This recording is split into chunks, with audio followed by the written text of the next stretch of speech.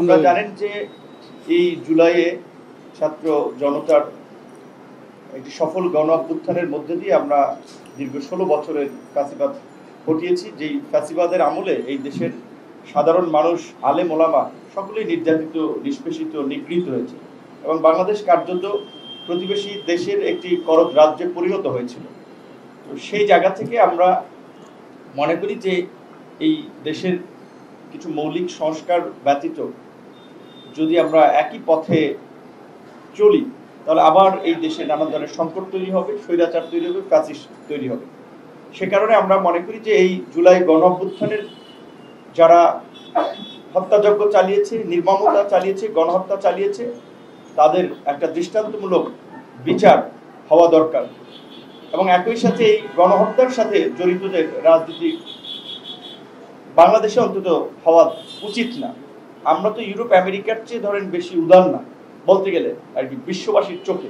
সেখানে জার্মানিতে নাৎসিরা কিংবা ইটালিতে মুসলিমের পার্টির সেটাও কিন্তু নিষিদ্ধ হয়েছিল। সেই জায়গা থেকে আমরা এই গণহত্যাকারীদের রাজনীতি নিষিদ্ধের বিষয়েও আলাপ আলোচনা করে, যেটা পীর সাহেবও বলেছে, এবং দ্রুত বিচার যতটুকু সম্ভব সম্পন্ন করা এবং একটা গতি আনা, এই বিষয়গুলোতে আলোচনা করে আমরা একমত হয়েছি।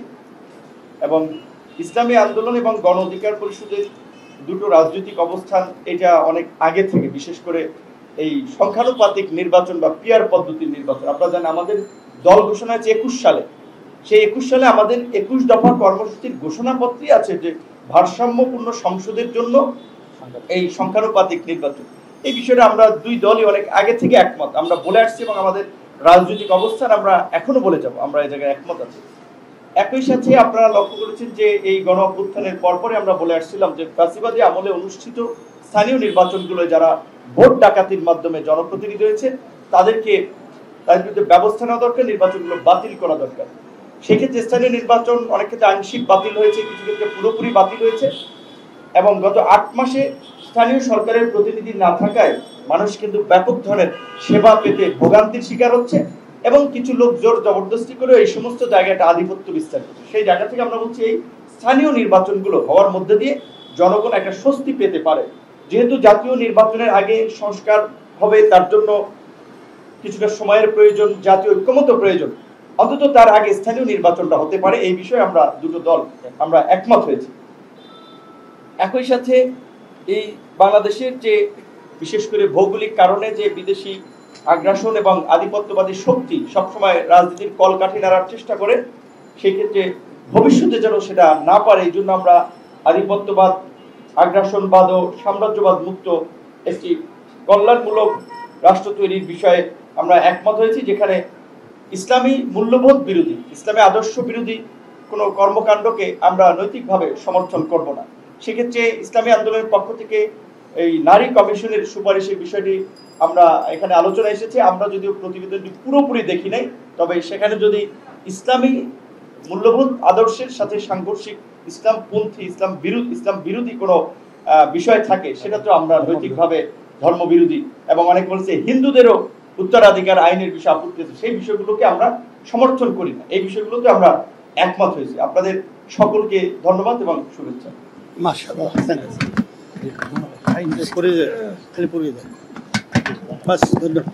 এবং একটা কথা, এটা আমাদের আলাপ আলোচনা চলছে, এইভাবে আমাদের আরো সামনে আলাপ আলোচনা চলবে এবং এর মধ্যে দিয়েই বাংলাদেশকে আমরা নতুন করে সবাই মিলেমিশে একটা নতুন দিকে নিয়ে যাবো। আপনারা তো আজকে আমাদের এখানে কি বিষয় নিয়ে আমরা আপনাদের সামনে কথা বলছি, এটা একটু আগে আমাদের সম্মানিত যুগ্ম মহাসচিব আপনাদেরকে বলেছেন। আলহামদুলিল্লাহ, আজকে গণ অধিকারের সম্মানিত সভাপতি সহ কেন্দ্রীয় অনেক উল্লেখযোগ্য দায়িত্বশীল মুখপাত্র সহ তাদেরকে নিয়ে আমরা ইসলাম, দেশ, মানবতার কল্যাণের জন্য আমাদের রাজনৈতিক দলদের কি করণীয় এবং আমাদের সামনের পদক্ষেপগুলো কি হবে, এটা নিয়ে আমরা গুরুত্বপূর্ণ আলোচনা করেছি। এর ভিতরে একটা গুরুত্বপূর্ণ আলোচনার মধ্যে নির্বাচন এবং সংস্কার। আমরা ঐক্যমতে পৌঁছেছি যে প্রয়োজনীয় সংস্কার হওয়ার পরই এই বর্তমান অন্তর্বর্তীকালীন সরকারের দায়িত্বেই সংস্কার সম্পন্নর পরই দ্রুত সময় জাতীয় নির্বাচনের পরিবেশ তৈরি করা, জাতীয় নির্বাচন হওয়ার ব্যাপারে আমরা ঐক্যমতে পৌঁছেছি। আর একটা এর সাথে আমরা বলছি যে জাতীয় নির্বাচনের আগে স্থানীয় নির্বাচন আগে হওয়ার ব্যাপারে এটা আমরা ঐক্যমতে পৌঁছেছি। আর একটা বিষয় আমরা ঐক্যমতে পৌঁছেছি, বর্তমানে যে নারী নীতি সংস্কার যে কমিশন, সেখানে ইসলাম বিরোধী এবং ধর্ম বিরোধী যে নিয়মনীতি এবং আইনগুলো নিয়ে আসা হয়েছে, সেগুলো আমরা বাতিল করার ব্যাপারে ঐক্যমত আমরা পোষণ করেছি, একমত হয়েছি। আর একটা বিষয় হলো যে যারা নাকি এ দেশ এবং এই দেশের মাটি মানুষের বিরুদ্ধে গণহত্যা, গুম, এক কথায় আমাদের দেশের টাকা পাচার বিদেশে, সাথে সাথে যারা নাকি ফ্যাসিস্ট চরিত্রের মাধ্যমে যে আমাদের দেশকে অশান্তি করেছিল, হাজার হাজার মায়ের কোল খালি করেছিল, তাদের দ্রুত সময় বিচারের আওতায় নিয়ে এসে তাদেরকে বিচার করতে হবে। এটা আমরা দৃশ্যমান অন্তর্বর্তীকালীন সরকারের ব্যবস্থা তড়িৎ এটাকে বাড়াবার জন্য আমরা ঐক্যমতে পৌঁছেছি। আধিপত্যবাদ এবং সাম্রাজ্যবাদ মুক্ত একটি ইসলামী কল্যাণ রাষ্ট্র তৈরির ব্যাপারে ঐক্যমত হওয়া, যাতে ফ্যাসিস্ট বা ফ্যাসিবাদ কখনোই কোনোভাবেই প্রতিষ্ঠিত না হতে পারে, এ ব্যাপারে আমরা ঐক্যমত একত্রিত আমরা পোষণ করতে পেরেছি আলহামদুলিল্লাহ।